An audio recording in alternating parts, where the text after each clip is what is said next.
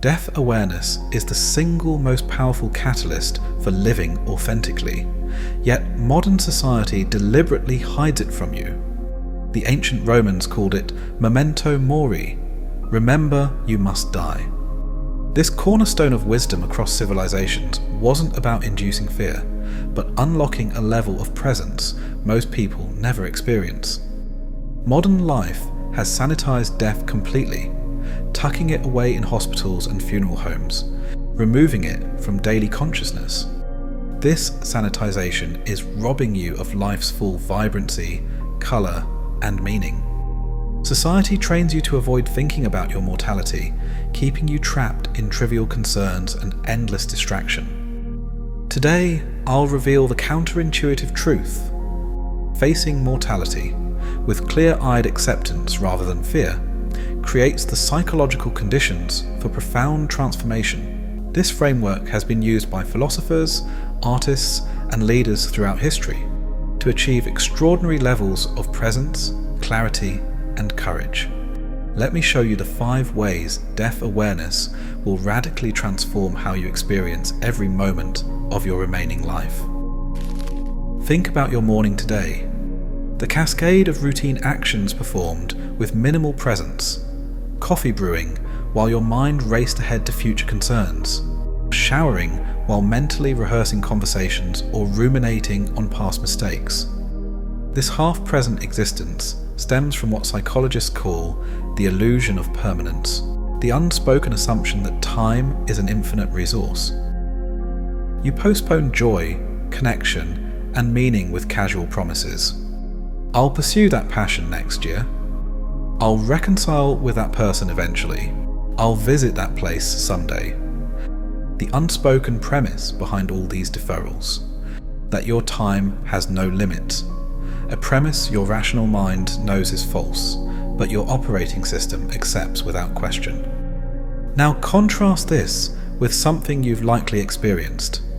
Receiving news that dramatically shortened your perception of available time, perhaps a medical scare, a near accident, or even a tight deadline. Remember how that shift in time perception instantly transformed your experience? Research on what psychologists call mortality salience suggests that bringing death into conscious awareness can trigger significant shifts in our values and behaviours. Studies of those facing terminal diagnoses reveal something fascinating. Rather than descending into misery, many experience an unprecedented quality of presence, finding extraordinary beauty in ordinary moments, effortlessly distinguishing between the essential and the trivial, feeling gratitude where before there was only entitlement. The Roman Stoic Seneca captured this paradox perfectly. It is not that we have a short time to live, but that we waste a lot of it. The truth is that death awareness doesn't diminish life. It alchemizes it, transforming mundane experience into gold. This phenomenon has been documented across cultures and throughout history, yet few have systematically applied it as a life practice. What makes death contemplation different from all other mindfulness practices is its unmatched power as a pattern interrupt. While meditation often requires years to break identification with thought patterns, mortality awareness can cut through mental noise instantly, because it directly addresses the fundamental anxiety beneath all others. Martin Heidegger identified human existence as being toward death, suggesting that our mortality isn't just a biological fact, but the defining context that makes all choices meaningful. Without the boundary of death, life becomes an endless series of casual, weightless decisions. The awareness of finitude is what gives each choice significance. Most self-improvement approaches address surface-level problems. While avoiding this fundamental truth, they offer techniques for changing thought patterns, without addressing why those patterns exist in the first place, often as distractions from existential awareness. Eastern contemplative traditions have long recognized this reality. Buddhist meditation on impermanence, anicca, isn't merely about accepting eventual death, but recognizing that every moment is already perishing as it arises. This isn't a morbid fixation, but a portal to extraordinary presence. The integration of mortality awareness operates on 3 distinct levels simultaneously. First, psychological, clarifying priorities and reducing anxiety about trivial concerns. Second, philosophical, providing the necessary context for authentic decision-making. Third, spiritual, opening experiential access to the present moment. This multi-level impact explains why death awareness practices appear in virtually every wisdom tradition throughout history. They work at a fundamental level that most approaches never reach. Here's where we encounter the most counterintuitive paradox. Contemplating death, rather than diminishing life's joy, actually intensifies it through what neuroscientists call the time compression effect. Think about your most recent vacation. Remember how the approaching departure date intensified your experience of the place? That wasn't coincidental. It was your brain's response to perceived finitude. Neuroscience research shows that awareness of limited time triggers increased dopamine release during positive experiences, essentially concentrating pleasure into a more intense form. But here's what modern culture deliberately hides from you. Consumer capitalism thrives on the illusion of permanence. The fantasy that accumulation can somehow insulate us from our finite nature drives endless consumption. Social media platforms engineer addictive loops that fragment attention, keeping us skimming the surface of experience rather than diving into its depths. If these insights are resonating with you, consider subscribing to our channel. Each week, we explore transformative philosophical concepts that can radically shift your perception and enhance your experience of living. The profound truth is that Memento Mori isn't about becoming morbidly obsessed with death. It's about using death awareness as a clarifying lens, a tool for cutting through distraction and self-deception to reveal what truly matters in the brief time we have. Consider how arguments and conflicts transform when placed against the backdrop of mortality. Terminal patients rarely report regrets about office politics or social media disputes. The petty resentments that consume so much emotional energy simply cannot sustain their apparent importance when measured against the finitude of life. This isn't mere speculation. It's documented in thousands of end-of-life interviews across cultures. How can we incorporate this ancient wisdom practice into modern life? Not as a grim obsession, but as a clarifying force? I've developed a practical framework based on both historical practices and contemporary research. First, create temporal Memento Mori moments throughout your day. Brief, intentional pauses to remember your mortality. The Stoics recommended practices like keeping a skull on your desk, extreme by modern standards, or simply pausing before meals to appreciate that each one represents a finite number remaining to you. More contemporary approaches include setting a daily reminder with a meaningful mortality quote.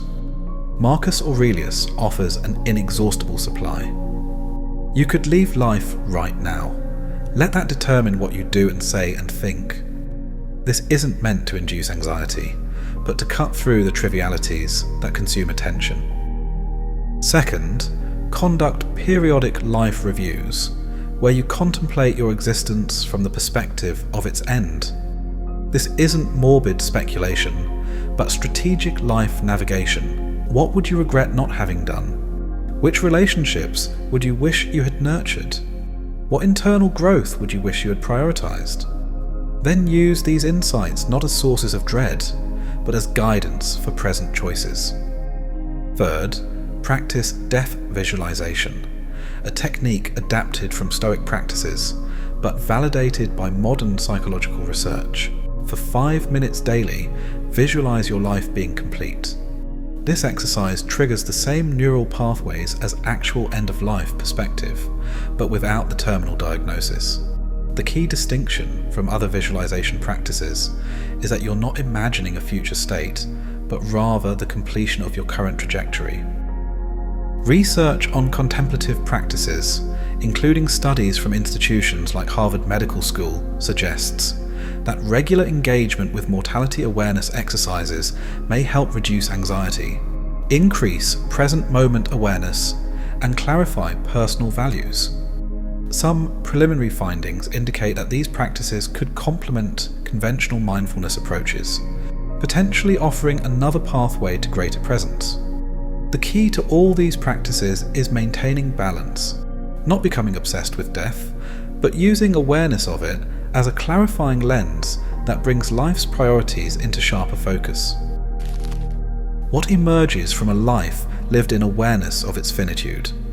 Not depression or morbidity, but the opposite, a quality of presence and appreciation that the unaware rarely experience.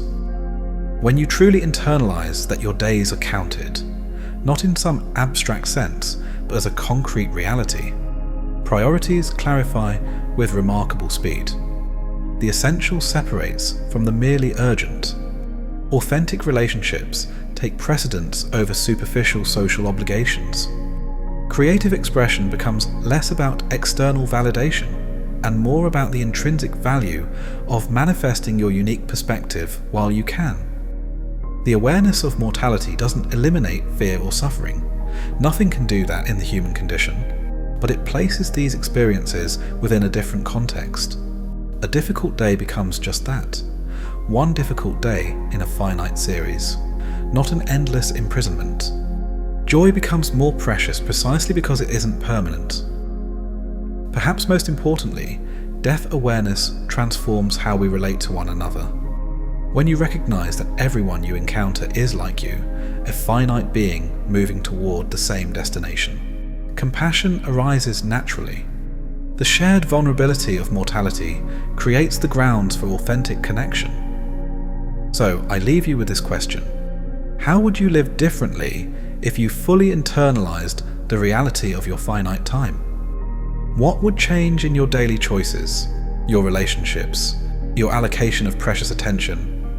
What would fall away as unimportant, and what would suddenly reveal itself as essential? I invite you to share your reflections in the comments below.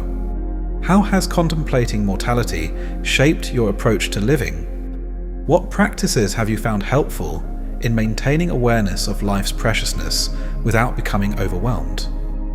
Remember, Memento Mori isn't about fearing death, but about using its inevitability to fuel a more awake, authentic, and meaningful life. Drawing from Stoic wisdom, let us prepare our minds as if we've come to the very end of life. Let us postpone nothing.